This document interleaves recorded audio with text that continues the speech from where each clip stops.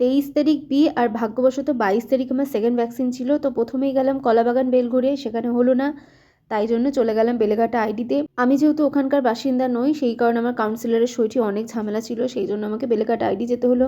মানে সেকেন্ড ভ্যাকসিনেশনের মারাত্মক এক্সপিরিয়েন্স। আমি তো কুকুর বিড়াল দেখলে এখন মানে অনেক দূরে।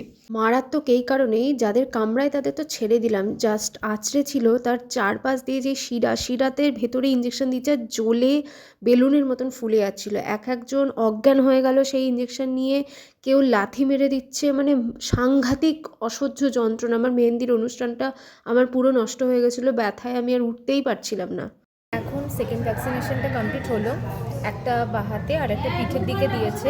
কিন্তু এখন মোটামুটি 1.5 থেকে 2 ঘন্টা বসে থাকতে হবে, কারণ আরেকটা ইঞ্জেকশন পড়বে। তার মধ্যে ওনারা বললেন যদি শরীর বাই চান্স খারাপ করে যায় তাহলে আরও টাইম লাগবে। যারা একবার আইডি হসপিটালে যাবে ভ্যাকসিন নিতে, তারা ওখানকার সিনসিয়ারিটি থেকে এমনিই সাবধান হয়ে যাবে।